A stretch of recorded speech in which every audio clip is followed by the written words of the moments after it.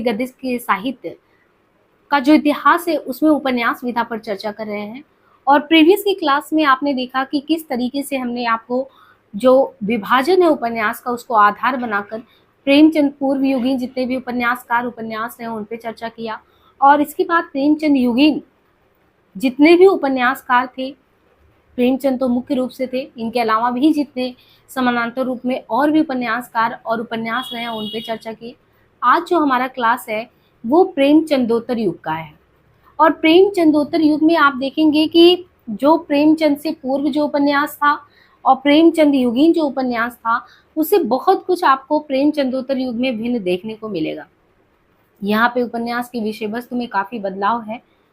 एक बार आप इंडेक्स को देखेंगे, अब यहाँ पे देखिए जैसे पूर्ववर्ती जितने भी आपने उपन्यास किए थे उसमें आपने सांस्कृतिक, सामाजिक, ऐतिहासिक, तिलस्मी, अयारी, अनुदित ये उपन्यास देखे थे। लेकिन अब यहाँ पे आदर्शवाद का चोला पहन के या एक तरीके से अगर देखा जाए तो सामाजिक सांस्कृतिक को ही विषय वस्तु बनाया जाए, उसी को केंद्र में रख के लिखा जाए, ऐसा नहीं था। स्वाधीनता आंदोलन के पश्चात आप देखेंगे कि जो सामान्य जनमानस था जिनकी बहुत ज्यादा आकांक्षाएं थी देश की आजादी के बाद, तो जब उनकी वो इच्छाएं नहीं पूरी हुई तो उनका देश से मोह भंग होने लगा। और इसकी परिणति आप देखते हैं कि जो हमारे समाज में है लोग, बहुत सारे लोग शहर की तरफ पलायन कर गए। और ऐसे में जब वो अपने परिवार से विच्छेदित हुए, अपने आप से विच्छेदित हुए, तो उनका जीवन भी संत्रास्तावस्था में गुजरने लगा।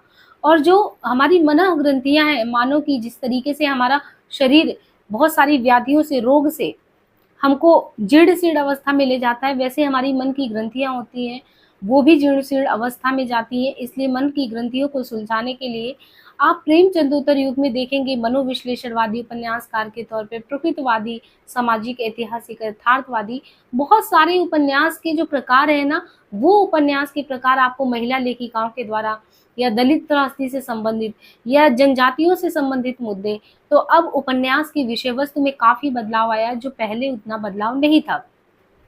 तो प्रेमचंदोत्तर युगीन में हमें बहुत सारे उपन्यासकार को पढ़ना है। एक बार आप यहाँ पे इंडेक्स देखेंगे कि हमने अभी तक कहाँ की यात्रा कंप्लीट की है और हमें आगे कैसे कंटिन्यू करना है। आप लोगों को बता दी इसी चैनल पे इस समय लाइव क्लास चल रहा है गोदान उपन्यास का, तो गोदान उपन्यास को भी करते रहें। देखिए यहाँ पे हिंदी उपन्यास के विकास के क्रम में हमने प्रेमचंद पूर्व में हिंदी उपन्यास में प्रेरणा स्रोत, वर्गीकरण, सामाजिक उपन्यासकार और उपन्यास कौन कौन से रहे हैं जिनमें घटनात्मक के तहत हमने तिलस्मी, अयारी, जासूसी, अद्भुत घटना प्रधान, ये कुछ उपन्यास हमने देखा था। इसके बाद आप आते हैं प्रेमचंद युगीन, यानी प्रेमचंद जी के युग में कौन से उपन्यास लिखे गए और उपन्यास का आधार यानी क्या विषय वस्तु रहा। तो यहाँ पे आपने देखा कि विशंबर नाथ शर्मा कौशिक हैं, श्रीनाथ जी हैं, शिवपूजन शाह हैं, भगवती प्रसाद वाजपेयी हैं, चंडी प्रसाद हृदय हैं, राजा राधिका रमण प्रसाद सिंह हैं, प्रेमचंदोत्तर। अब यहाँ तक तो आपने प्रेमचंद युगीन जितने भी उपन्यासकार के नाम अभी लिखे वो सब आप प्रेमचंद युगीन पढ़ रहे हैं। लेकिन आज की जो हमारी यात्रा का शुरुआत होगा वो प्रेमचंदोत्तर के बाद, प्रेमचंद जी के बाद का जो समय जिसको हम प्रेमचंदोत्तर कहते हैं, ये उपन्यास उनसे शुरू होने वाला है।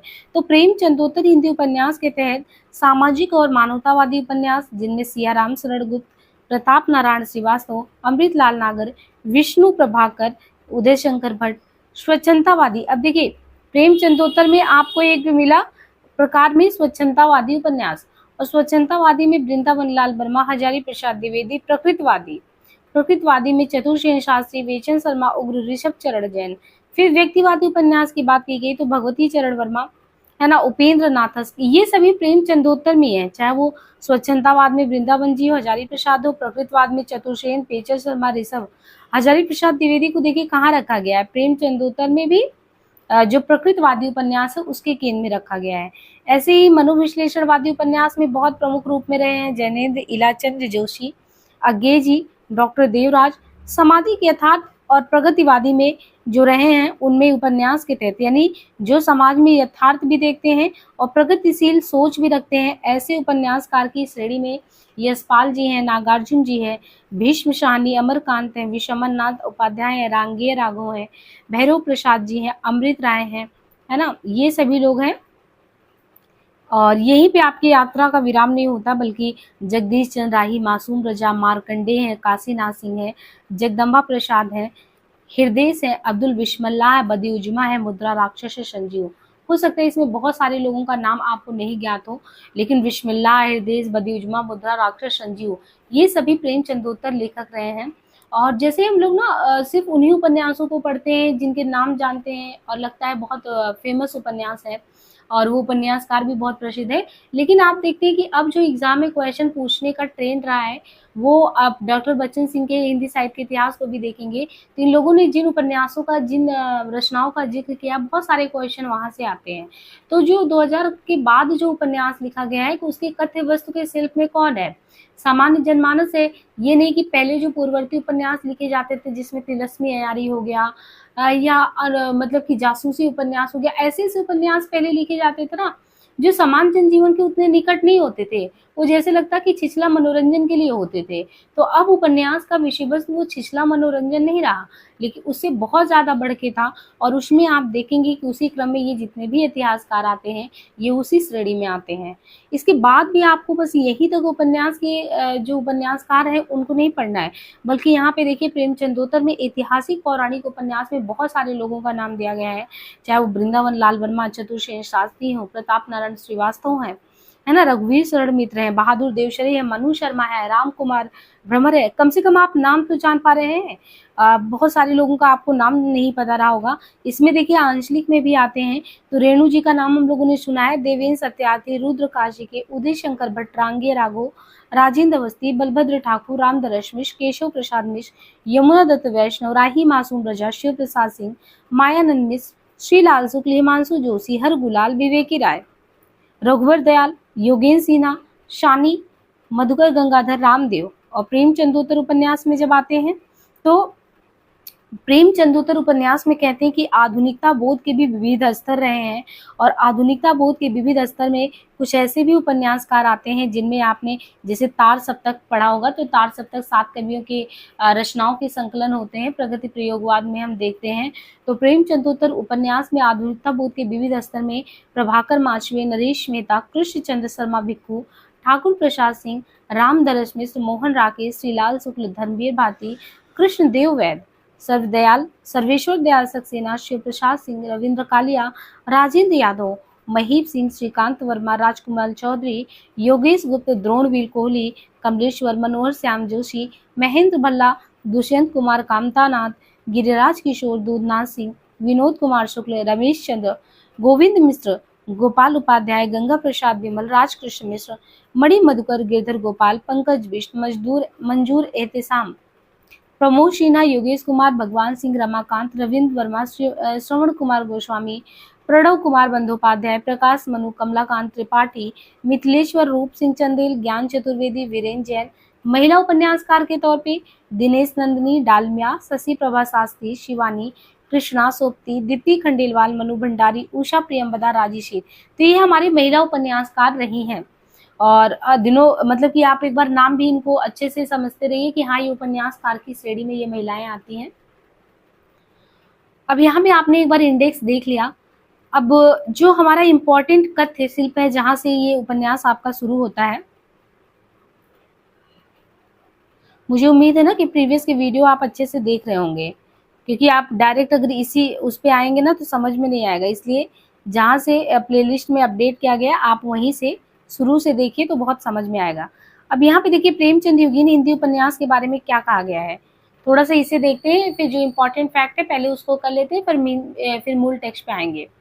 मूल टेक्स्ट की शुरुआत जो है इस तरीके से होती है कि प्रेमचंद योगीन जो हिंदी उपन्यास रहा है, इस कालखंड में अगर देखें तो उपन्यासों के विकास क्रम में जो प्रेमचंद जी हैं उनका विशेष महत्व रहा है। ये प्रेमचंद योगीन की बात कर रहे हैं, लेकिन हमें प्रेमचंद योगीन हम पढ़ चुके हैं, इसलिए हमें पढ़ना क्या है, प्रेमचंदोत्तर युग। तो प्रेमचंद योगीन कैसे गांधीवादी और आदर्शवादी के पुट के साथ प्रेमचंद जी अपने समय में बहुत सारे उपन्यास लिखे, लेकिन जब प्रेमचंदोत्तर हिंदी उपन्यास की बात करते हैं तो प्रेमचंदोत्तर हिंदी उपन्यास में विषय वस्तु में आपको देखने को काफी बदलाव मिलता है। बदलाव क्यों मिलता है? क्योंकि अब जो है जो ये लेखन है इसमें आप देखते हैं कि प्रेमचंद जी कहते हैं कि ये जो भावी उपन्यास है ना इसके संबंध में एक भविष्यवाणी करते हैं। यानी प्रेमचंद जी कहते हैं कि जब मेरे बाद उपन्यास आएगा तो उपन्यास के बारे में वो एक भविष्यवाणी करते हैं। वो कहते हैं कि यूँ कहना चाहिए कि जो उपन्यास अब मेरे बाद आएगा, जो लेखन में आएगा, वो भावी उपन्यास जीवन चरित होगा, यानी जिस तरीके से किसी का जीवन चरित लिखा जाता है, वो जो आने वाले समय में उपन्यास होगा, वो समझिए किसी के जीवन चरित का वृत्तांत होगा, चाहे किसी बड़े आदमी का हो या किसी छोटे आदमी का हो। उसकी छोटाई बड़ाई का फैसला उन कठिनाइयों से किया जाएगा जिन पर उसने विजय पाई है। हाँ, वो चरित्र इस ढंग से लिखा जाएगा कि उपन्यास मालूम हो, मतलब आप पढ़ें तो आपको उपन्यास जैसा लगे। अभी हम झूठ को सच बनाकर दिखाना चाहते हैं, भविष्य में सच को झूठ बनाकर दिखलाना होगा। किसी किसान का चरित्र हो, यानी यहाँ पे कहते हैं कि जो है समाज के बारे में ही बता रहे हैं कि जो हमारे बाद जितने भी उपन्यास आपको देखने को मिलेंगे, उन उपन्यास में आपको जो कथ्य शिल्प है वो बहुत अलग मिलेगा। जरूरी नहीं कि जैसे हमने लिखा सेवा सदन है, प्रेमचंद है, कर्माश्रम है, जो विषय वस्तु आपने देखा वही मिले। हम बल्कि भविष्यवाणी करते हैं। इन्होंने भविष्यवाणी किया, इसके पहले जो इनसे पूर्व जो उपन्यास लिखे गए थे उनके बारे में भी बताया था कि वो छिछला उपन्यास जिसमें जो उपन्यास होना चाहिए जनजीवन के निकट होना चाहिए, उनकी समस्याओं को वहाँ पे रेखांकित करना चाहिए। तो हमारे कथ्य शिल्प में उन चीजों को तो जगह ही नहीं मिल रहा है। इसलिए आप देखते हैं कि जब उपन्यास में स्वयं प्रेमचंद जी आते हैं तो हर एक मुद्दे को उठाते हैं, चाहे वेश्यावृत्ति का हो मुद्दा, या आप कह सकते हैं कि समाज के उन वंचित तबकों का जिनकी तरफ किसी का नहीं ध्यान जाता, चाहे आप कहानियों में देखें कफन कहानी है, सदगति है, और इसी तरीके से तमाम 300 कहानियां जो मानसरोवर के 8 खंडों में प्रकाशन में आती हैं, जब आप उनके विषय वस्तु को देखेंगे, हर एक कहानियों का विषय वस्तु बहुत अलग है। ऐसे ही उपन्यास की श्रेणी की जब ये बात करते हैं तो उपन्यास में भी इनके विषय वस्तु चाहे सेवा सदन हो, फिर रंगभूमि हो, प्रेमाश्रम हो, कर्मभूमि हो, गबन हो, गोदान हो, हर एक में अलग अलग विषय वस्तु है।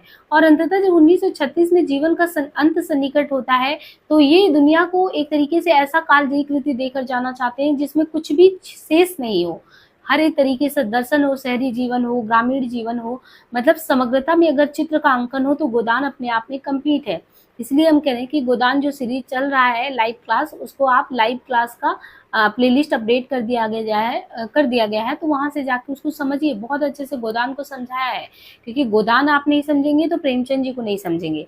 तो जो प्रेमचंद उत्तर हिंदी उपन्यास के संदर्भ में कहते हैं कि मैं ये भविष्य को देख पा रहा हूँ कि यूँ कहना चाहिए कि जो भावी उपन्यास यानी आने वाला उपन्यास होगा वो तो या जीवन चरित होगा, या चाहे किसी बड़े आदमी का या छोटे आदमी का, उसकी छोटाई बड़ाई का फैसला उन कठिनाइयों से किया जाएगा जिन पर उसने विजय पाई है।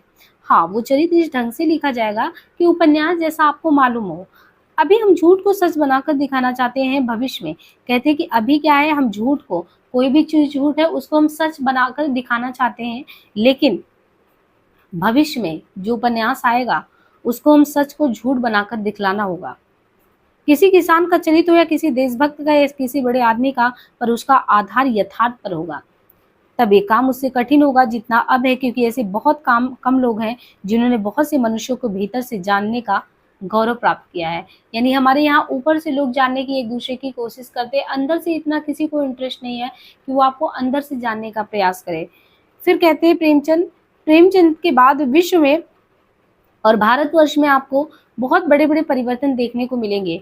1939 से लेकर 45 तक का संपूर्ण विश्व का अपनी लपेट में लेकर ध्वंस लीला करने वाले महायुद्ध, इसके बीच भारत में घटित होने वाली अनेक घटनाएं, यानी प्रेमचंदोत्तर युग का जो समय इन्होंने बताया कि क्या चीजें होंगी।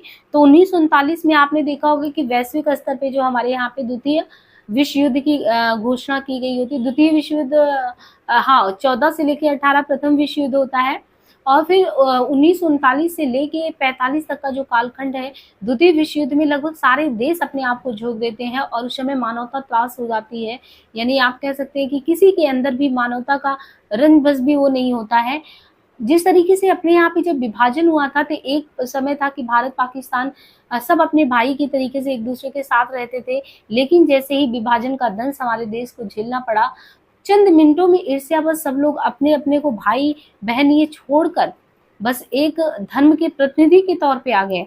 तो वही विभत्स घटना के बारे में बता रहे हैं कि प्रेमचंद जी के बाद का जो समय होगा, यानी प्रेमचंद जी तो 1936 को गोदान में लिख दिए, तो तब तक तो कोई प्रेमचंद जी प्रथम विश्व युद्ध 1914 से 18 का तो देखा उन्होंने, पर 39 से 45 में फिर से वर्ल्ड वार सेकंड हुआ वो तो उन्होंने नहीं देखा। इसलिए उन्होंने क्या कह के वो गए कि अब जो आने वाला भविष्य में जो उपन्यास आपको देखने को मिलेगा उसमें बहुत क्रांतिकारी परिवर्तन देखने को मिलेगा। 1939 से लेकर 45 का कालखंड, जिसे हम संपूर्ण विश्व पटल पे द्वितीय विश्व युद्ध के नाम से जानते हैं, वो अपने में लपेट कर ध्वंस लीला करेगा और महायुद्ध इसके बीच भारत में घटित होने वाली अनेक घटनाएं 40-41 ईस्वी में कांग्रेस का व्यक्तिगत सत्याग्रह, बंगाल का भीषण अकाल, गांधी का भारत छोड़ो का ऐतिहासिक आंदोलन, जनता का विद्रोह, अंग्रेजों का भीषण दमन चक्र, 1946 ईस्वी में बंबई में भारत की समुद्री सेना की बगावत हो, 46 में नेहरू के नेतृत्व में अंतरकालीन सरकार का संगठन हो, या मुस्लिम लीग का प्रत्यक्ष संघर्ष।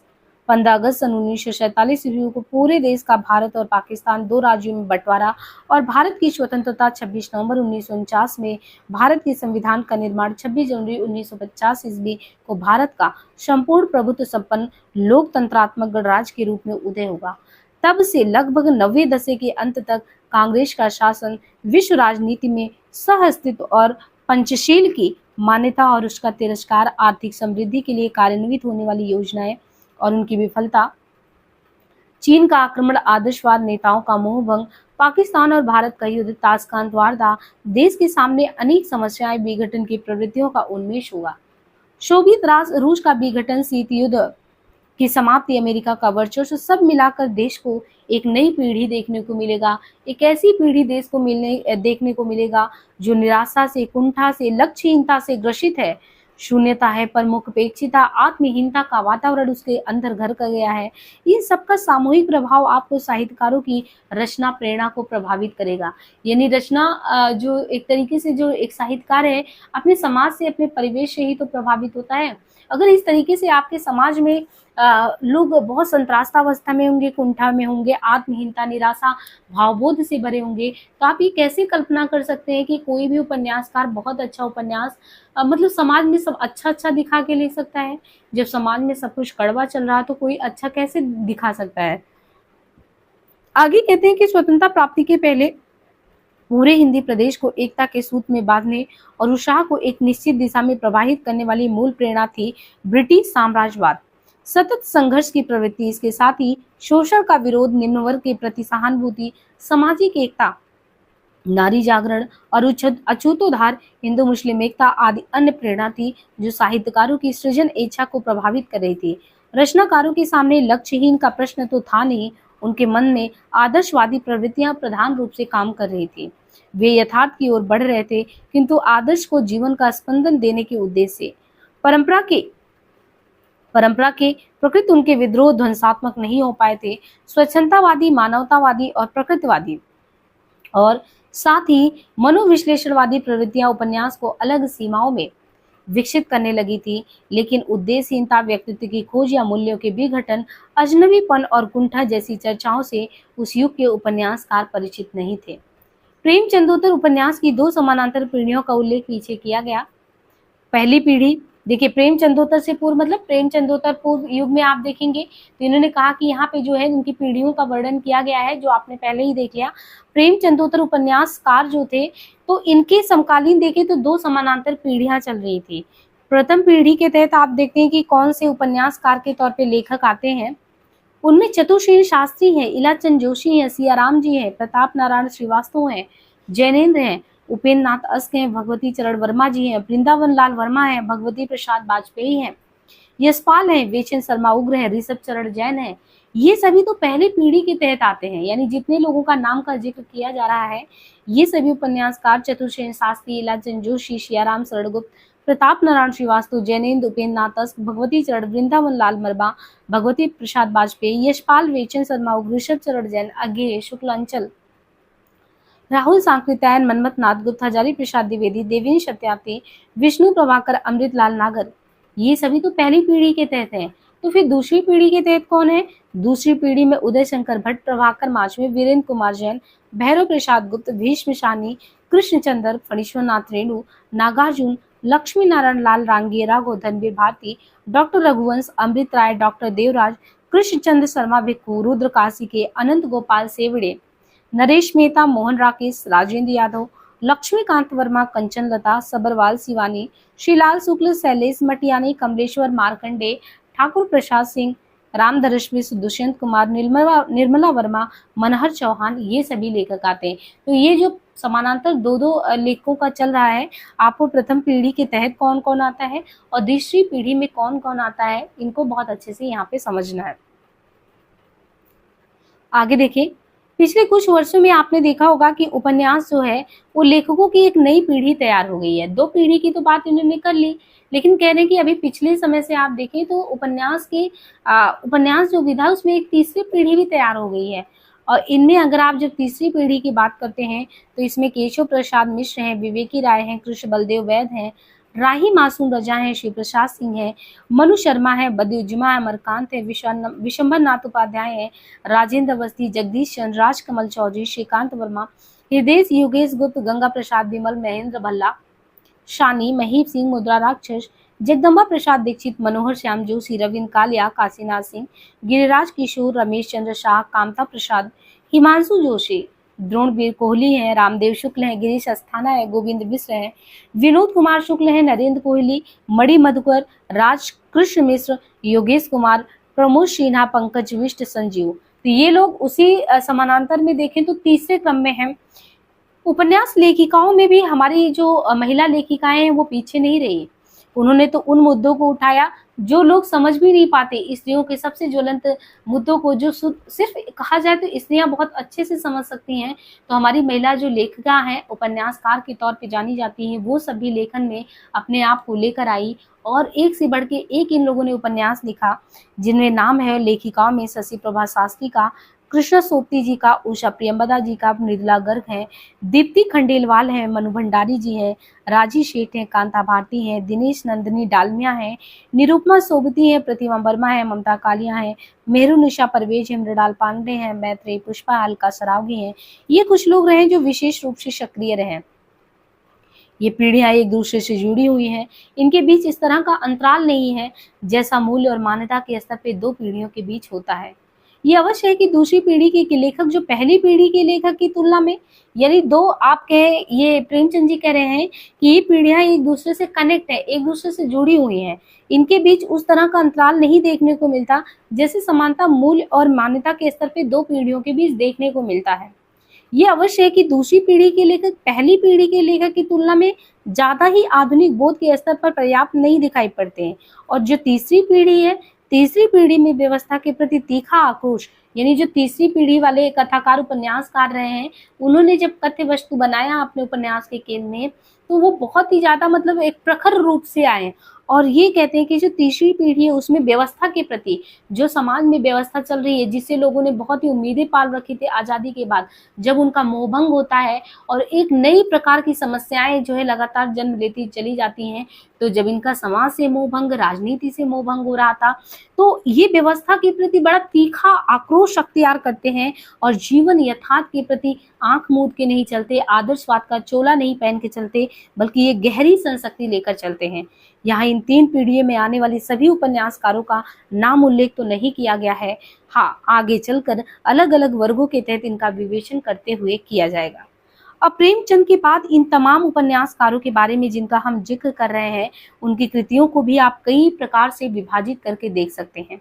उनमें समानता इन उपन्यासों को सामाजिक और मानवतावादी, स्वच्छंदतावादी, यानी उपन्यास का जो प्रकार है जिनमें सामाजिक एवं मानवतावादी उपन्यास आता है, स्वच्छंदतावादी आता है, प्रकृतिवादी आता है, व्यक्तिवादी आता है, मनोविश्लेषणवादी उपन्यास आता है, सामाजिक यथार्थ आता है, इन सब का जिक्र किया गया है। अन्यथा अनेक उपन्यास तो ऐसे हैं जिनमें एक से अधिक प्रवृत्तियों का समान महत्व दिया गया है। देखा जाए तो स्वच्छंदतावादी और मनोविश्लेषणवादी उपन्यास भी व्यक्तिवाद की सीमा में ही आते हैं। इनमें व्यक्ति की ही महत्व को बताया गया है। सामाजिक मानवतावादी उपन्यासों में व्यक्ति और समाज के सामंजस्य पर बल दिया गया है। समानता प्रधानता समाज को दो दी जाती है। सामाजिक यथार्थवादी उपन्यासों में व्यक्ति की तुलना में समाज को अधिक महत्व दिया गया है और यथार्थवादी चेतना की अभिव्यक्ति पर विशेष बल दिया जाता है। ऐतिहासिक और आंचलिक उपन्यासों में भी व्यक्ति और समाज को ही महत्व दिया गया है।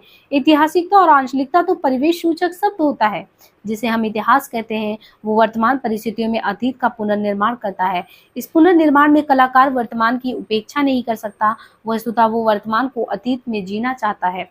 इसलिए बहुत से ऐतिहासिक उपन्यासकार आपको इतिहास का उपयोग वर्तमान समस्याओं को सुलझाने में करते हैं।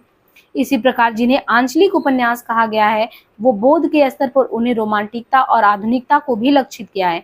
यानी जिनको आप कहते हैं कि ये आंचलिक उपन्यासकार के तौर पे हैं, चाहे राही मासूम रजा को या आंचलिक उपन्यास के आधा गांव के जो लेखक हैं, मुझे यह नाम नहीं याद आ रहा है।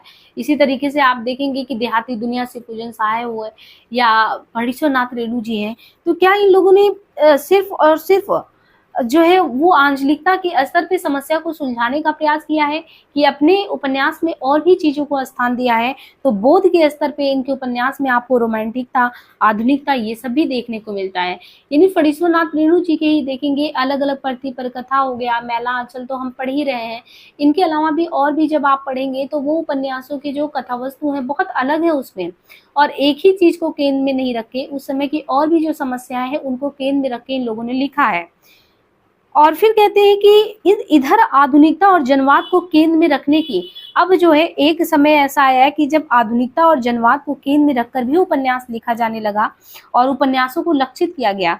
अब इसमें इधर आप देखें, जैसे इंद्रनाथ मदान है। इंद्रनाथ मदान आधुनिकता को एक प्रक्रिया मानते हैं कि आधुनिकता क्या है, एक प्रक्रिया है। और प्रेमचंद के गोदान से शुरू होता वो प्रक्रिया आगे मनोविश्लेषणवादी उपन्यासकार के तौर पे हम जैसे जैनेन्द्र को पढ़ते हैं, इलाचंद जोशी को पढ़ते हैं, अज्ञे जी को पढ़ते हैं। जैनेन्द्र है, इलाचंद जोशी है, अज्ञे है, इनके अलावा नागार्जुन है, भारती है, रेणु है, नागर जी है, राजेंद्र यादव है, कृष्ण बलदेव वैद है, और यशपाल है, मोहन राकेश है, नरेश मेहता है, निर्मल वर्मा है, राजकमल चौधरी है, महेंद्र भल्ला है, उषा प्रियंवदा है, श्रीकांत है, श्रीलाल शुक्ल है, गिरधर गोपाल है, गोविंद मिश्र है, प्रमोद सिन्हा, गिरिराज किशोर है, ममता कालिया, मणि मधुकर, जगदम्बा प्रसाद दीक्षित, बदी उजमा, जगदीश प्रसाद, कृष्णा सोप्ती, इन सभी के उपन्यासों तक में जो सफर रहा है ना, उस स्तर पे आते आते जो लेखक हैं, हमारे उपन्यासकार रहे हैं, उनको आधुनिकता के बोध से साक्षात्कार उनका हुआ है। ये कहना नहीं होगा कि इस यात्रा में आधुनिकतावाद और जनवाद एक दूसरे में गड्ढमगड्ढ हो गए हैं। डॉक्टर बच्चन सिंह ने सन 60 के बाद से ही, यानी जो बच्चन सिंह है, ये सन 60 के बाद से ही हिंदी उपन्यास में आधुनिकतावादी और जनवादी धाराओं को प्रवाहित होता हुआ लक्षित कर रहे हैं। यानी बच्चन सिंह कह रहे हैं कि जो सन 60 का दशक है उसके बाद से ही हम हिंदी उपन्यास में आधुनिकतावाद और जनवादी धाराओं को देख रहे हैं। उन्होंने आधुनिकतावादी धारा को प्रयोगवाद का अगला कदम माना है और जनवादी विचारधारा को प्रगतिवादी विचारधारा की अग्रिम कड़ी। दोनों धाराओं के उपन्यासकारों की ओर इंगित करते हुए उन्होंने कहा, सन 60 में कविता की तरह उपन्यास में भी नया मोड़ आया है। पिछले दशकों में आधुनिकतावादी और जनवादी धारा दिखाई देने लगता है। मोहन राकेश, निर्मल वर्मा, उषा प्रियंवदा आदि पहली श्रेणी के, यानी कौन कौन से पहली श्रेणी में आते हैं? मोहन राकेश है, निर्मल वर्मा है, उषा प्रियंवदा है, ये सभी तो पहली श्रेणी के उपन्यासकार हैं। तो अमृत राय हैं, भैरव प्रसाद गुप्त है, मार्कंडेय है, दूसरी श्रेणी के हैं। इसी तरह डॉक्टर मदान और डॉक्टर बच्चन सिंह के उपयुक्त वर्गीकरण भी हिंदी के प्रेमचंदोत्तर उपन्यास परंपरा को समझने में हमारी पूरी सहायता नहीं करते। स्वयं बच्चन सिंह ने 7वें दशक में लिखे गए राही, मासूम रजा, शिव प्रसाद सिंह और रामदरस मिश्र के उपन्यासों को ग्रामांचल के उपन्यास शीर्षक से अलग वर्ग में रखा है। इसी प्रकार रेणु के उपन्यासों को उन्होंने ग्रामांचल के उपन्यासों में रखा है, जबकि डॉक्टर मदान को लगा है कि इसमें रेणु ने आधुनिकता की चुनौती को नव स्वच्छंदतावाद के धरातल पर स्वीकार किया है। तात्पर्य यह है कि कोई भी वर्गीकरण सुविधा की दृश्य ऊपरी पहचान की एक सामान्य पद्धति मात्र है। इसे इसी रूप में लेना चाहिए। इसके आधार पर किसी भी उपन्यास का ऐसा परिचय नहीं मिल सकता जो उसके पूरे वैशिष्ट्य को उजागर कर सके। ऐसी स्थिति में हम यहाँ इतिहास ग्रंथों में सामान्य रूप से स्वीकृत वर्गीकरण को आधार बनाकर प्रेमचंदोत्तर उपन्यास का परिचय देना चाहेंगे।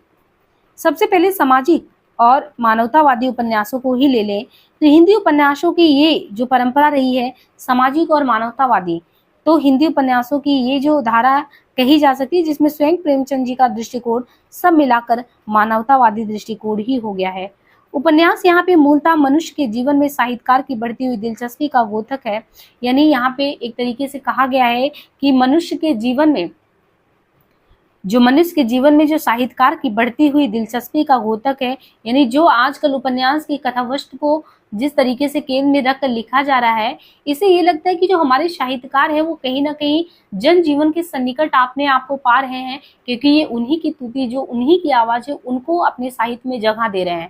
इसलिए कहा जाता है कि हमारे जो साहित्यकार हैं वो आजकल जिस तरीके से लेखकीय काम में आगे बढ़े हैं, उनमें मानवतावादी कलाकार मनुष्य की श्रेष्ठता में विश्वास करता है और किसी को नहीं मानता। वो सोचता है कि इस जगत में हो तो मानव धर्म ही सर्वोपरि है और मानव धर्म को आप सबसे ऊंचा मान के अगर लेखन काम में परिणित होते हो तो अपने आप में ये खुद ही अद्भुत कथा शिल्प में आपका ज्ञान में प्रवेश है। और जब आप जनजीवन के सन्निकट जाके उनके मुद्दों को उठाते हो तो सच में देखा जाए आपका ही उपन्यास यथार्थवादी उपन्यास है, जिनको समाज में जिस नजरिए से लोग पढ़ना चाहते हैं उनकी आवाज को आपने शब्दबद्ध किया है। तो मानवतावादी कलाकार मनुष्य की श्रेष्ठता में, जो मानवतावादी कलाकार है वो मानता है कि मनुष्य ही श्रेष्ठ है और मनुष्य की श्रेष्ठता में ही विश्वास करता है। वो उसे सभी प्रकार की दुर्बलताओं के बावजूद सहानुभूति ही देना चाहता है। वो मनुष्य के मंगल में, उसके विकास और अभ्युदय में रुचि लेता है। प्रेमचंद, विशंबर नाथ शर्मा कौशिक, सिया राम शरण गुप्त, प्रताप नारायण श्रीवास्तव जी, अमृतलाल नागर, विष्णु प्रभाकर, उदय शंकर भट्ट आदि मानवतावादी उपन्यासकारों में आते हैं। तो आप यहाँ पे देखिए जितने लोगों का नाम हमने गिनाया ये सभी किस उपन्यासकार की श्रेणी में आते हैं? ये सब मानवतावादी उपन्यासकार की श्रेणी में आते हैं। श्री वृंदावन लाल वर्मा है, पंडित हजारी प्रसाद जी हैं, ये सभी ऐतिहासिक परिवेश के बावजूद उद्देश्य की दृष्टि मानवतावादी उपन्यास की श्रेणी में, उपन्यासकार की श्रेणी में ही आते हैं। मानवतावादी कलाकार जो होता है ना, वो छोटे से छोटे और घृणित से घृणित व्यक्ति में भी मानवता का तलाश कर ही लेता है। हिंदी साहित्य में मानवतावादी विचारधारा मध्ययुगीन साहित्य में भी, यानी मध्यकालीन जब कबीर थे, तुलसी थे या प्रेमाश्रय में सूफी, आपने देखा सूफी धाराओं में जितने भी कवि थे और बहुत सारे रैदास हैं, धन्ना है, पीपा है, जितना भी मध्यकालीन युग का दौर रहा है जब लोग ईश्वर की शरण में जाने की बात करते थे, चाहे निर्गुण निराकार ईश्वर के माध्यम से, सगुण साकार ईश्वर के माध्यम से, तो यहाँ पे कह रहे हैं कि ये मानवतावादी दृष्टिकोण तो उस समय मिलता था। यानी कोई लोक मंगलवाद की बात करता था तो श्री कृष्ण के माध्यम से जो हम पूरे कृष्णाश्रयी शाखा को देखते हैं तो लोक रंजन यानी लोक लीलाओं के माध्यम से कृष्ण जी सबके जीवन के सन्निकट जाते हैं, ये भाव तो उस समय दिखता था। लेकिन अब जो हमारे लेखक हैं वो मानवतावाद को प्रश्रय दे रहे हैं, मानव को सर्वोच्च मान रहे हैं और मानव को जब वो सर्वोच्च सत्ता मान रहे हैं तो मानव की जो समस्याएं हैं वो भी तो सबसे ऊपर हैं और उन्हीं समस्याओं को शब्दबद्ध करना ही आज की कथा शिल्पी के जो अगर कहें तो उनके यथार्थ जीवन का उद्देश्य रहा है। और इस तरीके से कहते हैं कि प्रेमचंद जी जो है, क्योंकि मध्यकालीन संत ईश्वर में भरोसा करते थे, वे मनुष्य मात्र में ईश्वर के सतरूप की प्रतिष्ठा मानते थे, इसी आधार पर मनुष्य मात्र की एकता सिद्धि करते। आधुनिक मानवतावादी मानवता को ही प्रेरक तत्व मानते हैं, यानी एक समय था वो ईश्वर को सत्य के रूप की प्रतिष्ठा स्वरूप, इसके बाद मानवता को प्रश्रय देते। लेकिन आज का जो उपन्यासकार है वो तो मानव को ही भगवान मांग रहा है, मानव को ही उस परमात्मा के परम ब्रह्म के अंश के सबसे कुशल सितारे के रूप में देख रहा है। तो जब किसी बाहरी को नहीं देख रहा है तो इनके विषय वस्तु को बहुत ही तन्मयता के साथ उठा रहा है। तो आधुनिक मानवतावादी मानवता को ही प्रेरक तत्व मानते हैं। प्रेमचंद अपने जीवन के अंतिम दिनों में ईश्वर विहीन मानवता के विश्वासी हो गए थे। वो मानते थे कि ईश्वर नहीं है, फिर भी इस सत्ता में ईश्वर है, किसी सर्वज्ञ ईश्वर में उनका विश्वास नहीं होता। ये धारणा उनके मन में दृढ़ हो गई थी कि प्राणियों के जन्म मरण सुख दुख पाप पुण्य में कोई ईश्वरीय विधान नहीं होता है। ये उनके जीवन के अंतिम दिनों की बात है। जब आप गोदान लिख रहे हैं तो गोदान लिखते समय आप इस तरीके से देखो कि प्रेमचंद जी के दिमाग में क्या चल रहा होता है, क्योंकि कह रहे हैं कि जो जीवन के अंतिम दिनों में जब वो अपनी लेखकी कलम, अपने जो मन में भाव आते थे, जब उनको शब्दबद्ध कर रहे थे तो वहां पे वो शब्दबद्ध करते समय ये धारणा उनके मन में दृढ़ हो गई थी, प्राणियों के जन्म मरण सुख दुख पाप पुण्य में कोई ईश्वरीय विधान नहीं होता जैसे हम लोगों ने कल्पना कर रखी है। प्रेमचंद युग में गांधीवादी विचारधारा का प्रभाव आपको सबसे ज्यादा देखने को मिलता है। तो गांधीवाद भी व्यापक दृष्टि से देखने को मिलता है। एक तो गांधीवादी विचारधारा तो चल ही रहा था और मानवतावाद के भी समर्थक थे। वो मनुष्य मात्र के मंगल की भावना गांधीवाद में भी है। इसी कारण प्रेमचंद जी गांधीवाद भी हैं और मानवतावादी भी हैं। मानवतावादी होने के लिए आध्यात्मवादी होना वो जरूरी नहीं है। स्वयं प्रेमचंद जी गोदान तक आते आते गांधीवाद को भौतिकवादी धरातल पर नहीं स्वीकार करते। गांधीवादी विचारधारा को हिंदी उपन्यासकारों में आध्यात्मिक धरातल पर स्वीकार करने वाले दो लेखक हैं। कौन से दो लेखक हैं जिन्होंने गांधीवादी विचारधारा के रूप में स्वीकार किया? उनमें सिया राम शरण गुप्त के 3 उपन्यास हैं। उन उपन्यासों में गोद है 1932, अंतिम आकांक्षा है 1934 ईस्वी और नारी है 1937 ईस्वी। इन तीनों में गांधी के अध्यात्म पक्ष को महत्व दिया गया है। आध्यात्मिक स्तर पर गांधीवाद हृदय परिवर्तन और आत्मपीड़न के सिद्धांत को स्वीकार किया गया है। गोद में किशोरी की व्यथा से शोभाराम का हृदय बहुत ही द्रवित हो जाता है। यानी आप कथानक में प्रवेश करेंगे तो एक एक करके यहाँ पे बताया गया है कि आप अलग अलग देखें। तो जैसे जिसने जो भी लिखा, मतलब रामशरण गुप्त जी जो है कुल 3 उपन्यास लिखते हैं। उनका गोद उपन्यास होता, अंतिम आकांक्षा उपन्यास होता, गोद 32 में आता, अंतिम आकांक्षा 34 में आता, नारी 1937 में आता। तो तीनों में आपको गांधी जी का जो आध्यात्म पक्ष है उसके महत्व को दिखाया गया है। और इसी तरीके से अंतिम आकांक्षा में रामलाल जैसे साधारण व्यक्ति के हृदय की स्वच्छता दिखाई पड़ती है। नारी में तो जमुना अपने पुत्र को संदेश देती है, जितना अधिक सह सकेगा ना उतना ही तू बड़ा होगा। प्रताप नारायण श्रीवास्तव 1904 से 1978 ईस्वी के अनेक उपन्यास प्रकाशित हैं। इनका पहला उपन्यास विदा नाम से 1927 ईस्वी में है। प्रेमचंद जी के जीवन काल में ये प्रकाशित हो गया था। इसके बाद क्रम से देखें तो विजय 1937 में आता है, विकास 2 भाग में 1938 में, फिर 42 में 1947, इसके बाद विसर्जन 1949 में है, बेक्सी का मजार करके 1957 में आता है, विषमुखी 1958 में, वेदना 1959 में, वंदना 1961 में, वंचना 1962 में, विनाश के बादल 63 में, विपदका करके आता है 1964 में, बंधन विहीना 1964 में, व्यावर्तन 1964, वंदिता 1968, विश्वास की बेदी पर विहान। ये कुछ उपन्यासों का जिक्र यहाँ पे किया गया है जो हिंदी जगत में अपना विशिष्ट स्थान रखते हैं। अब इनके बारे में कहते हैं कि देखिए, आपने मुख्य रूप से सामाजिक जीवन के विविध पक्षों और समस्याओं का उद्घाटन किया है, उनको जनजीवन को चित्रित किया है। रोचक कथा के सहारे आप एक आदर्शवादी रचनाकार हैं। आपकी जीवन दृष्टि गांधीवाद से प्रभावित है। आपके उपन्यासों का अन्य भाषाओं में भी अनुवाद हुआ है। आपके 2 उपन्यास हैं, बेक्सी का मजार, वंदिता। अब ये देखिए, हम लोग ये किसके बारे में पढ़ रहे हैं, आप यहाँ पे जोड़िए। प्रताप नारायण श्रीवास्तव जो हैं, जिनके बारे में हम देख रहे हैं बहुत सारे उपन्यास हैं। विदा है, प्रेमचंद जी के जीवन काल में ही लिख दिए थे। फिर विजय, विकास, 42, विसर्जन, बेक्सी का मजार। बहुत बार पूछा गया बेक्सी का मजार उपन्यास किसका है। विषमुखी, वेदना, वंदना, वंचना, विनाश के बादल, विपथगा 64 में, विपथगा, बंधन विहीना, व्यावर्तन, वंदिता, विश्वास की बेदी पर विहान। ये सभी तो आपके उपन्यास जगत में अपना महत्वपूर्ण स्थान प्रताप नारायण जी बनाते ही हैं। इनके अलावा ये जो कथा शिल्पी हैं उनका आधार है आदर्शवादी चिंतन मनन। तो कहते हैं कि आप इनमें आदर्शवाद को रख के चलते हैं। आपकी जीवन दृष्टि गांधीवाद से प्रभावित है। आपके उपन्यासों का अन्य भाषाओं में भी अनुवाद हुआ, यानी प्रताप नारायण श्रीवास्तव के। वो आपके 2 उपन्यास है, एक बेक्सी का मजार करके, एक वंदिता। ये ऐतिहासिक उपन्यास की श्रेणी में आते हैं। विश्वास की बेदी पर वंचना और व्यावर्तना में चीनी आक्रमण और उनके विश्वासघात को केंद्र में, यानी विषय वस्तु का परिचय कराते हैं कि प्रताप नारायण ने जो भी लिखा उनके विषय वस्तु केंद्र में, जैसे बेक्सी का मजार है, वंदिता है, ये दोनों ऐतिहासिक परिप्रेक्ष्य में देखते हैं। ऐसे ही 42 का कथानक, यानी एक वंचना और व्यावर्तना करके जो उपन्यास है उसमें चीनी आक्रमण और उसके विश्वासघात को केंद्र में रखा गया है। जो 42 का कथानक है 1942 की जन क्रांति से जुड़ा है। आप बिहान नामक उपन्यास सन 1857 ईस्वी की क्रांति को केंद्र में रखकर बिहान उपन्यास लिख चुके हैं। सब मिलाकर श्रीवास्तव जी की दृष्टि राष्ट्रीय और आदर्शवादी रही है। आपके उपन्यास रोचक और पठनीय होते हैं। श्री अमृतलाल नागर आलोचक के अलावा स्वयं अपनी दृष्टि में भी मानवतावादी कलाकार ही हैं। आप भी घृणा के स्थान पर प्रेम और ध्वंस के स्थान पर निर्माण में विश्वास करते हैं। आपका पहला महत्वपूर्ण उपन्यास महाकाल नाम से है, जो कि 1946 ईस्वी में प्रकाशन में आया। महाकाल उपन्यास में मास्टर पांचू गोपाल के मानसिक संघर्ष के माध्यम से लेखक का जीवन दर्शन स्पष्ट झलकता है। मास्टर पांचू गोपाल जमींदार दयालचंद और पूंजीपति मुनाई केवट दोनों के द्वारा पीड़ित है।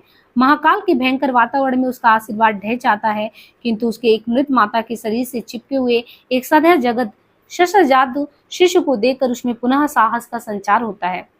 उसे जीवन की अजेयता का विश्वास होता, वो पुनः घर लौट आता है। समष्टि मंगल की भावना का विजय दिखाते हुए उपन्यास समाप्त होता है। बुध और समुद्र, जो कि 1956 में नागर जी का उपन्यास का पूरी शक्ति के साथ सामने आया है।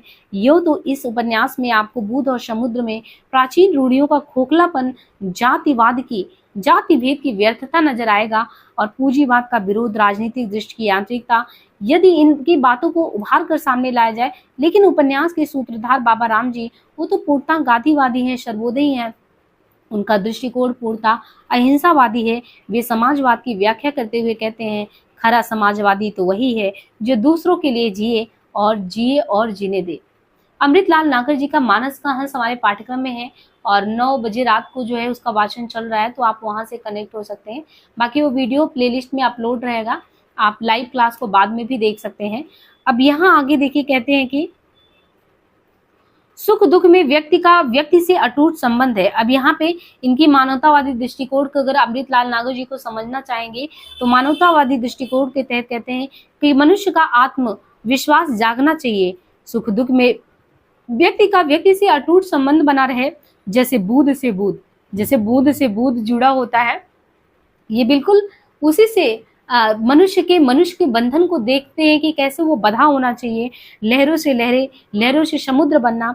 इनके अलावा नागर जी अपने ऐतिहासिक उपन्यास शतरंज के मोरे 1959 ईस्वी में भी अपना ये मानवतावादी दृष्टिकोण विस्मृत नहीं करते।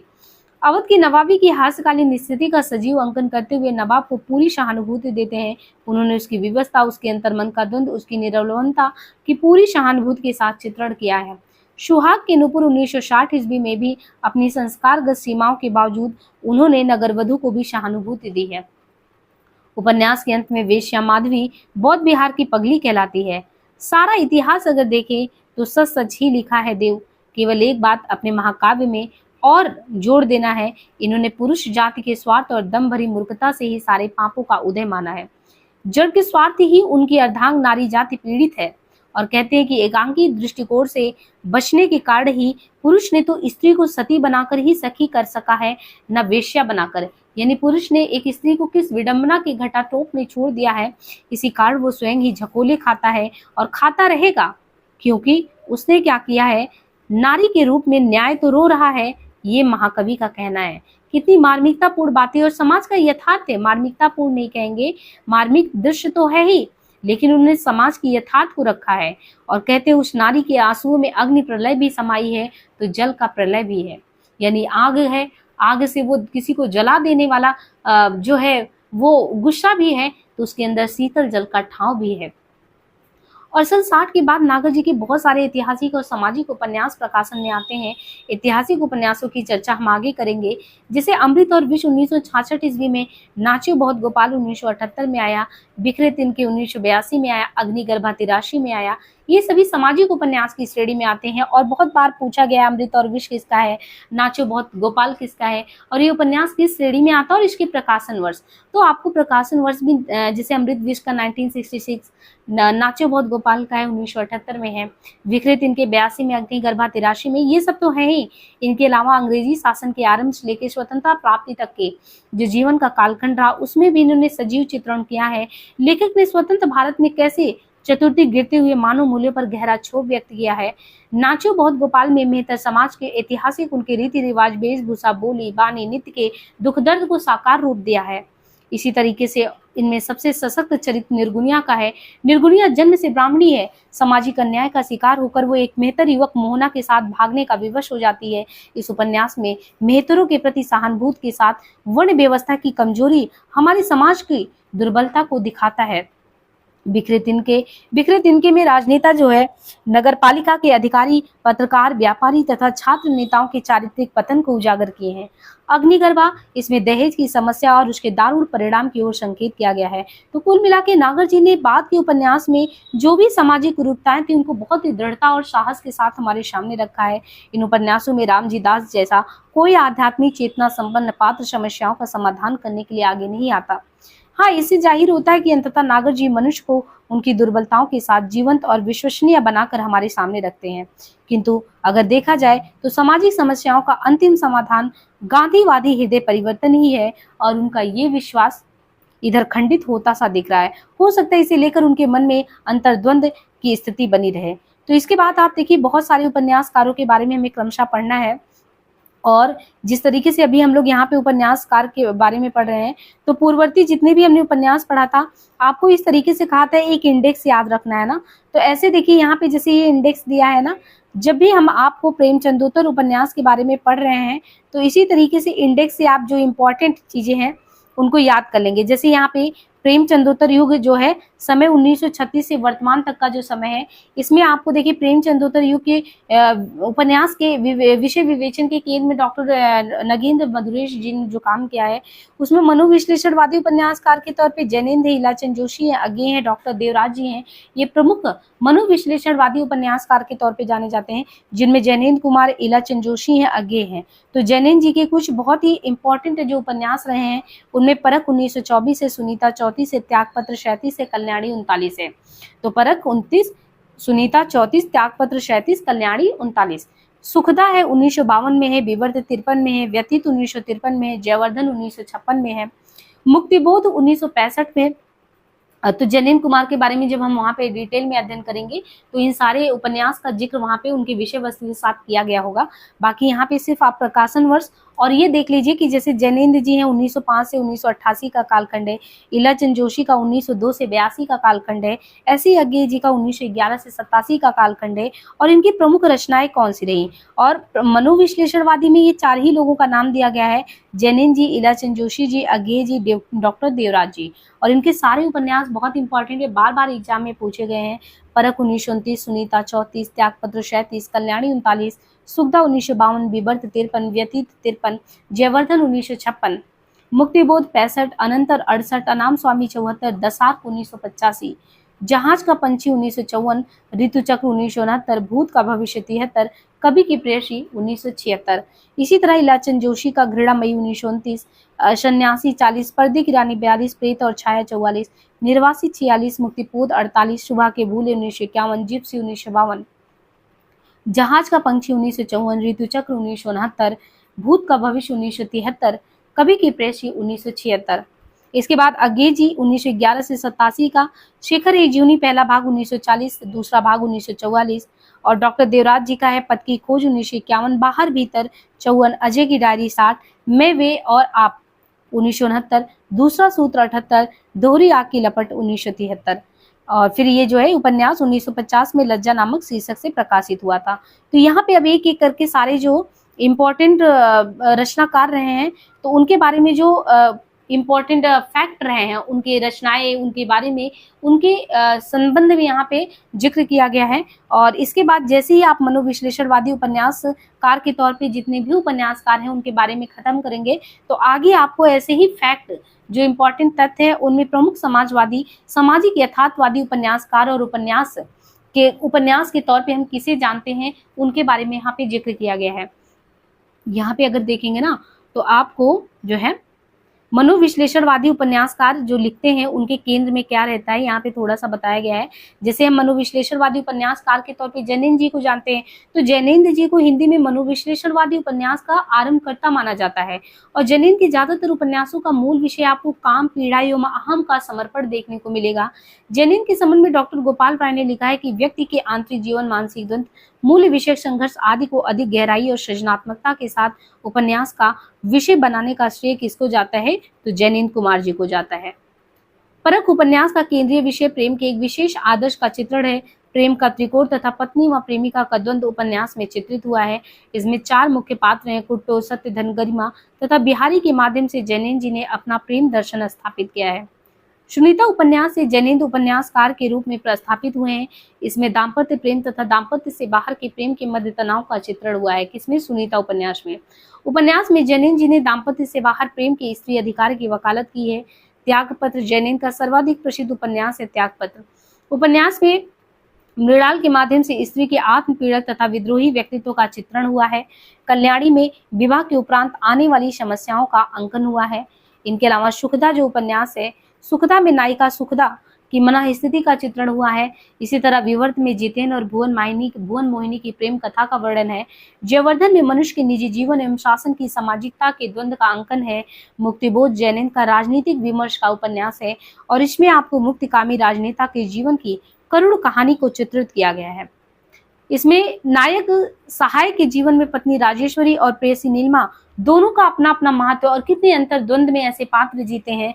तो ऐसे पत्नी से सेवा और वात्सल्य तथा प्रेयसी से प्रेरणा और स्फूर्ति मिलती है, इसके माध्यम से ये चीज दिखाया गया है। अनाम स्वामी जो इन्होंने लिखा है, अनाम स्वामी में धार्मिक कर्मकांड और रूढ़ियों से मुक्ति का चित्रण किया गया है। क्योंकि क्वेश्चन जो आता है ना आपके मूल कथा वस्तु से भी आता है कि कंटेंट का जो है, जो भी मतलब जैसे अनाम स्वामी है तो उसकी विषय वस्तु क्या है, ऐसे भी क्वेश्चन आते हैं। दशार्क में विवाह विच्छेद तथा नारी जीवन की त्रासदी का चित्रण है। इलाचंद जोशी का अगर आप देखो तो डॉक्टर गोपाल राय के अनुसार जो है, इलाचंद जोशी को हिंदी में मनोवैज्ञानिक उपन्यास का पुरस्कारकर्ता माना जाता है। ये तो जयनेन्द्र कुमार ने उपन्यास में सामाजिक प्रश्नों की तुलना में मनोवैज्ञानिक स्थितियों को ज्यादा महत्व देने की पहल की है, और शुद्ध मनोवैज्ञानिक समस्याओं को केंद्र में रखकर उपन्यास लिखने की पहली कोशिश किसने की है, तो जोशी जी ने की है। ऐसे इनका घृणामयी लज्जा, उसमें आधुनिक शिक्षा प्राप्त लज्जा युवती की काम चेष्टाओं का मनोविश्लेषणवादी अंकन किया गया है। ये उपन्यास आत्मकथात्मक प्रवृत्ति में लिखित एक युवती के पश्चाताप की कथा है। सन्यासी में नायक नंदकिशोर के अहम भाव का मनोविश्लेषणवाद है। ये उपन्यास आत्मकथात्मक शैली में लिखित, शीर्षक के अनुसार नंदकिशोर अंत में सन्यासी होकर देश सेवा में अपने आप को लगा देता है। पर्दे की रानी उपन्यास में ऐसी नायिका निरंजना का चित्रण है जो खूनी पिता तथा वेश्या मां की पुत्री होने की जानकारी जैसे ही उसके मन में उसे पता चलता, वो घृणा से भर जाती है। प्रेत और छाया में पारसनाथ की मानसिक कुंठा का अंकन किया गया है। निर्वासित उपन्यास में महीप और नीलिमा के प्रेम का चित्रण किया गया है, जिसमें महीप भावुक कवि है, वो नीलिमा को प्रभावित करना चाहता है, किंतु आकर्षक व्यक्तित्व तो नहीं होने के कारण अन्य माध्यम से अपनी महत्ता स्थापित करता है। ये जितने भी आपको यहाँ पे चरित्र देखने को मिल रहे हैं, बड़ी मानसिक ऊहापोह की जिंदगी जी रहे हैं। और फिर इसी तरीके से आप देखते हैं कि जिप्सी जो इन्होंने लिखा है, उसमें सामाजिक भावना के साथ मनोविश्लेषणवाद का समावेश है। जहाज का पंछी जोशी जी का सर्वाधिक प्रसिद्ध उपन्यास है जहाज का पंछी। जहाज का पंछी में कैसे एक शिक्षित युवा रोजगार की तलाश में कलकत्ता में भटकता रहता है। शिक्षित नवयुवक चारों तरफ से भटक कर कलकत्ता जहाज रूपी नगर में खो जाता है। जैसे आज के जमाने में भी इस समय जो वर्तमान ज्वलंत मुद्दा है रोजगार की समस्या, और हमारे जितने भी युवा हैं वो इसी तरीके से जहाज के पंछी की बात, कैसे वो भटक कर रह जा रहे हैं, वो चीज आज भी प्रासंगिक है इनका। ऋतु चक्र में आधुनिकता के दबाव में कैसे पुराने मूल्य एवं आदर्श ढह रहे हैं, किंतु उसके स्थान पे अब नए मूल्य और आदर्शों का निर्माण नहीं हो रहा है। इसलिए रोमानी चेतना को पुनः जागरूक किया जाना चाहिए।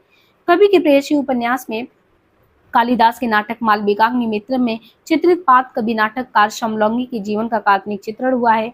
अगे ने अपने प्रयोगों के माध्यम से मनोविश्लेषणवादी उपन्यास को एक नया आयाम दिया है। शेखर एक जीवनी अगे का अति महत्वपूर्ण उपन्यास है। शेखर एक जीवनी में नायक शेखर के व्यक्तित्व को उपन्यास का विजन बनाया गया है। पहला भाग आप देखो शेखर एक जीवनी में, तो शेखर के बाल वयासंधि और किशोर मन का मनोवैज्ञानिक अंकन किया गया है। वहीं आगे हम देखें तो कथा जीवनी के आधार पे उपन्यास एक नई परंपरा को दिशा देता है, जिसमें शेखर एक जीवनी में रोमा रावला की पुस्तक ज्याक्रिस्ताप का प्रभाव देखने को मिलता है। ये स्वयं अंग्रेजी स्वीकार करते हैं, और वैसे भी हमारे पाठ्यक्रम में लगा है शेखर एक जीवनी, आप वहां से पढ़ सकते हैं। बहुत ही अच्छे से इन्होंने मानव मन की ग्रंथियों को समझने का प्रयास किया है। जैसे विषय वस्तु की बात करें तो शेखर एक जीवनी जो है ना, वो फ्लैशबैक पूर्व द्वितीय शैली में लिखित उपन्यास है, और शेखर एक जीवनी को प्रकाशमान पुच्छल तारा कहकर उसकी आलोचना भी की गई है। शेखर की खोज अंततोगत्वा स्वतंत्रता की खोज है। नदी के द्वीप में अगे पर व्यक्तिवादी जीवन दर्शन का प्रभाव दिखता है। इसमें पत्र शैली, प्रत्यावलोकन शैली, चेतना प्रवाह शैली एवं बिंब विधान शैली आदि सभी एक साथ देखने को मिलते हैं। नदी के द्वीप उपन्यास में रेखा है, भुवन है, गौरा, इनके प्रेम त्रिकोण को चित्रित किया गया है। इसमें भुवन, चंद, माधव, रेखा, गौरव इनकी मनोदशा का वर्णन है। अगे ने नदी के द्वीप को चारों संवेदनाओं का अध्ययन कहा है। डॉक्टर भगवत शरण उपाध्याय ने नदी के द्वीप को कला की दृष्टि से सफल एवं विचार की दृष्टि से असफल उपन्यास माना है। तो किसको, नदी के द्वीप को किसने माना है? भगवत शरण उपाध्याय ने। अपने अपने अजनबी उपन्यास में अगे ने योके और शिल्मा नामक पात्रों को गढ़ा है और जीवन, मृत्यु, वर्ण की स्वतंत्रता, आस्था आदि से संबंधित सवालों पर विचार किया है। अपने अपने अजनबी में व्यक्ति की मृत्यु से साक्षात्कार के प्रश्न को उठाया है।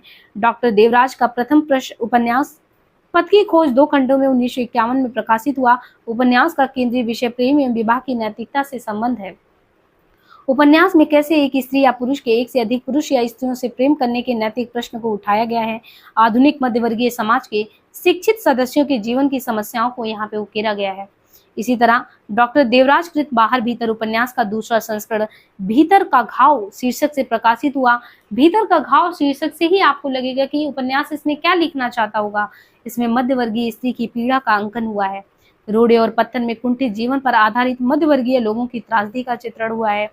अजय की डायरी डॉक्टर देवराज का सर्वाधिक चर्चित उपन्यास है। इसमें प्रेम संबंधताओं से जुड़े प्रश्नों का भी विवेचन किया गया है।